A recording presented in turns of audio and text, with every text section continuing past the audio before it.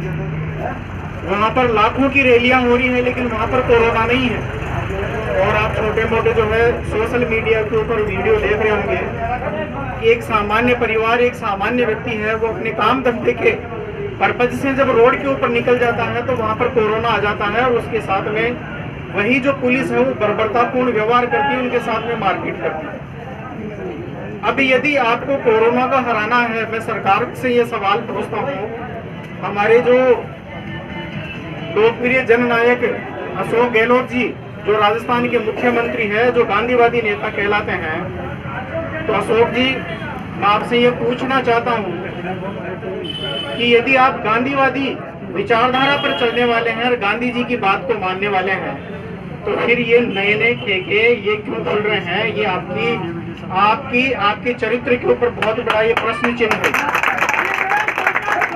तो इसलिए यहाँ के जो गरीब तबके के जो लोग हैं, मजदूर हैं, बड़ी मेहनत से हैं, मजदूरी करके 2 पैसा कमा के लाते हैं, और वही आशा के साथ में कि उनके परिवार का पेट पलेगा, उनका परिवार पलेगा। लेकिन आप उनके बीच में ये ठेके खोल देते हो, तो वो जो परिवार, वो बच्चे और उनकी जो बीवी है, वो अपेक्षा करती है कि शाम को पतिदेव कुछ कमा के लाएंगे तो घर का चूल्हा सुबह शाम जलेगा, नहीं तो वो नहीं जल पाएगा।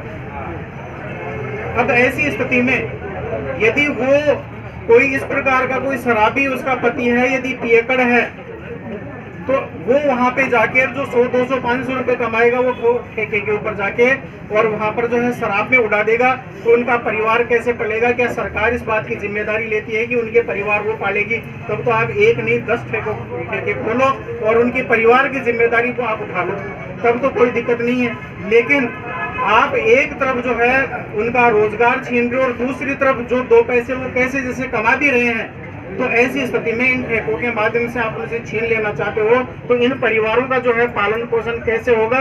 ये जो माताएं बहनें जो बैठी हुई हैं, ये आस लगाए हुए रहती है कि हमें यानी कि एक तरह से 2 पैसे की इनकम होगी। एक तो वो केंद्र में जो हमारे तथाकथित जो एक महान जो प्रधानमंत्री बैठे हैं, उन्होंने इस देश की स्थिति जो है वो खराब कर दी और इस देश को पतन के गर्त में धकेल दिया।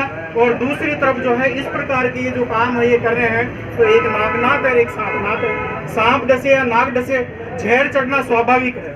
इसीलिए मैं आप लोगों से ये कहना चाहता हूँ कि आपकी जो समस्या है लिखित रूप में एक पेपर के साथ में आप साइन कीजिए, और जो मौजूद जो 10-20 आदमी हैं उनके साथ में आपके आधार कार्ड या आपके वोटर आईडी कार्ड के साथ में वो मुझे आप जो है वो लेटर दीजिए।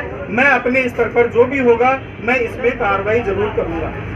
मैं आपको ये आश्वस्त करता हूँ। दूसरी बात, यदि आप ये चाहते हैं कि यहाँ पर धरना प्रदर्शन किया जाए, तो मैं आप लोगों के साथ में हूँ। मेरा एक छोटा सा आप लोगों से आग्रह है, निवेदन है, कमिश्नरेट में एक लेटर दे दीजिए, और लेटर देकर और उनसे परमिशन लेने की जरूरत नहीं है, केवल उनको ये कह दीजिए कि यहाँ पर इस प्रकार से ये ठेका खुला है, हम लोग नहीं चाहते, हमें ठेकों की जरूरत नहीं है, हमें रोजगार चाहिए। आप रोजगार के लिए कोई सरकार की तरफ से फैक्ट्री खोल दीजिए, तो हम यानी कि एक तरह से आपका सपोर्ट करेंगे। लेकिन एक तरफ तो आप सरकारी उपक्रम है उनको बेच रहे हो, सरकारी जो फैक्ट्रियां हैं, सरकारी कल कारखाने उपक्रम है, आप उनको तो बेच रहे हो, और दूसरी तरफ आप ये प्राइवेट जो है शराब के ठेके खोल रहे हो, तो आप हमारे यानी कि एक तरह से पेट के ऊपर 2 लात मार रहे हो। इसीलिए हम आपकी इन बातों से बिल्कुल भी सहमत नहीं है, और माननीय मुख्यमंत्री जी, मैं आपकी इस बात की जो है कड़ी आलोचना करता हूं।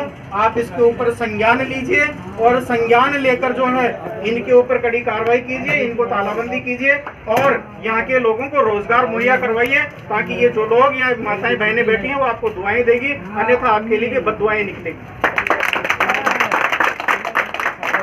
तो मैं अपनी जो बात है वो आप लोगों के समक्ष रख चुका हूं। एक बार पुनः मैं आप लोगों से आग्रह करता हूं कि आप जो है संवैधानिक रूप से इस लड़ाई को शांतिपूर्ण, संवैधानिक, लोकतांत्रिक तरीके से लड़िए।